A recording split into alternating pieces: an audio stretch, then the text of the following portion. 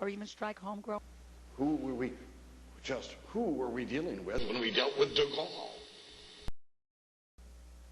Was de Gaulle elected as someone who could legitimately represent the French interest? Well, we dealt with de Gaulle because de Gaulle was a counterbalance to the Nazis and the Vichy regime that had been placed in power by the Nazi invasion of France. Colonel, if you have a disagreement with what I said, or if anybody has disagreement with some of the points I've made, feel free to... Well, Mr. Rohrabacher, I'm actually a long-time admirer of yours for other reasons politically, including some of your stances on immigration, but I would urge you to reconsider your assumption that the government you are dealing with in Baghdad is a democratically elected and constituted government on the Western model. Keep in mind that the vast majority of Sunni Arabs did not participate in that electoral process, and they do not regard Mr. Maliki and his government as legitimate. In fact, they are very, very hostile to that government. Should do this is look at the current Iraqi constitution. One of the keystones in the edifice of this constitution is the declaration of Iraq as an Islamic state.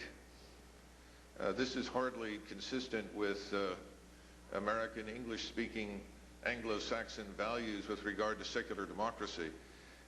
I think if most Americans were aware that we were supporting a government with a constitution that declared itself to be an Islamic state, they would demand the withdrawal of all 169,000 American troops very quickly.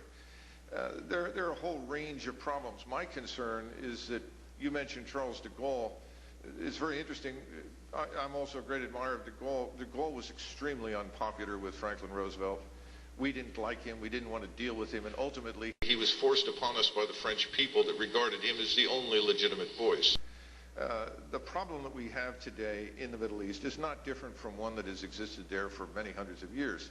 If you look at British and French attempts to establish governments, parliamentary democracies, these governments, whether they were monarchies or constitutional monarchies or democracies, did not survive the withdrawal of their forces.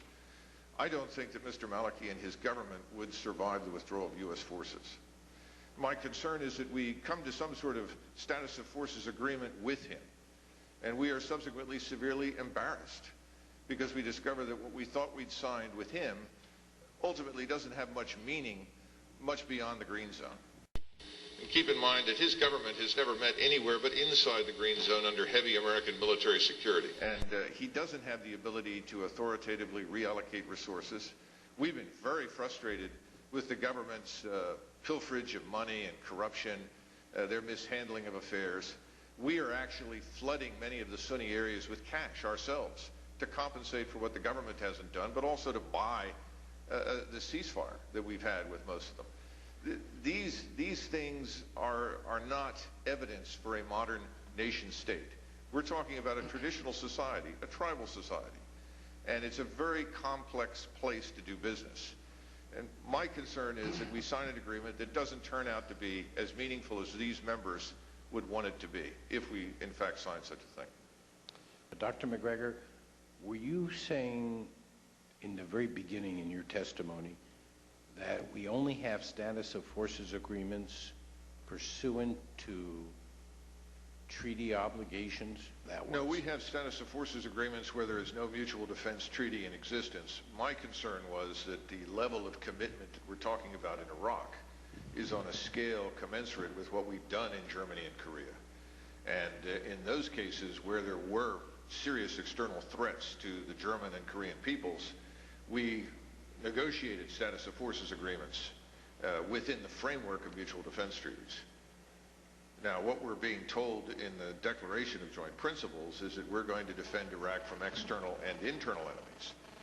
The interesting thing about that is that there are no Islamist fascist armies mobilizing on the border of Iraq prepared to invade. In other words, there is no enemy army in Iran or Syria or Saudi Arabia or Jordan or the Emirates preparing to intervene in Iraq. The only army in the region, by the way, that has the capacity to project power over its borders any distance at all is the Turkish army. And it has made it abundantly clear that its interests are limited exclusively to the elimination of the Kurdish terrorist threat to the Turkish state. The issue for me is this notion that there should be an open-ended pledge on the part of the American people to defend a government in Baghdad that, in my view, is not legitimate and would not survive the withdrawal of U.S. military power.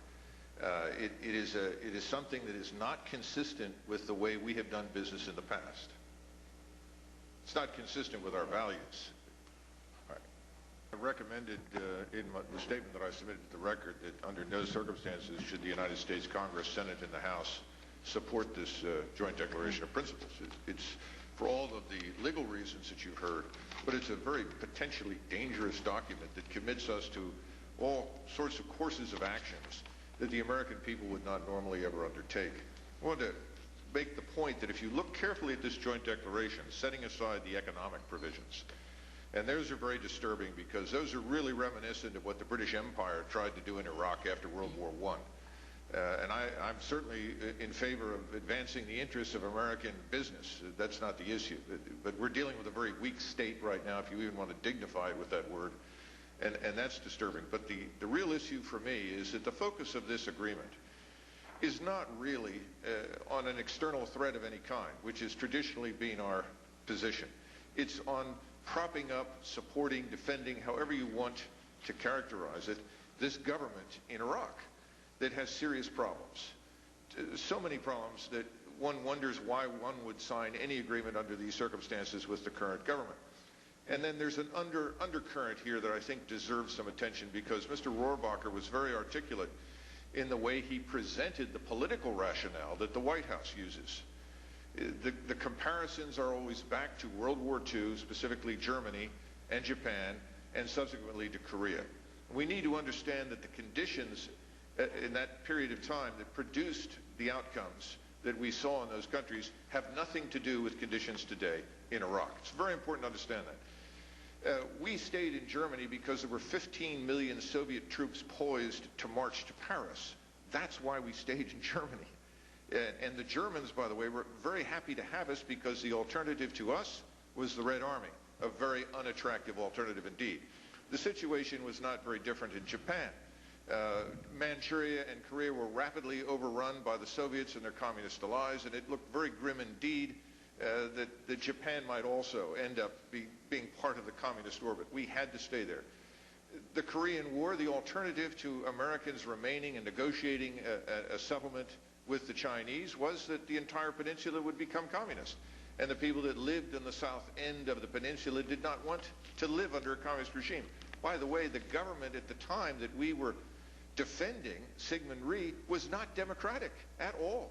In fact, it was so undemocratic at the time that the State Department wanted MacArthur to hold elections and have Syngman Rhee removed. And he pointed out that was absolutely unachievable, and he said the most important thing is that he is legitimate in the eyes of the Korean people, and he is Korean, and Koreans must rule Koreans, not Americans. Now, the chairman has talked about the series of mistakes that we have made, and they have been egregious. One of those mistakes from the outset has been to characterize any Muslim Arab in Iraq who shoots at us as an al-Qaeda terrorist, when we have generals like Abizaid on record in testimony who tell us that Al-Qaeda has never represented more than 3 to 5% of the opposition to us inside Iraq. And we know that Al-Qaeda was not in the country in any strength or any significance until we arrived. And we know that the population, Shiite and Sunni, is really not interested in having them in the country. So the question that we ought to ask is, whom have we been killing, wounding, and incarcerating for 5 years in Iraq? Are these not simply people who would like us to leave? And I think that's the other aspect that you've pointed to. It's what the chairman has said. What about the so-called will of the Iraqi people? Specifically, we're talking about the Arabs of central and southern Iraq. We don't really know what that is, but we can say with relative certainty that they would like us to leave, that they do not want a permanent U.S. military presence in that country. And by the way, they are joined by hundreds of millions of other Muslim Arabs who oppose any permanent U.S. or foreign military presence on their soil. We need to take those kinds of concerns into consideration.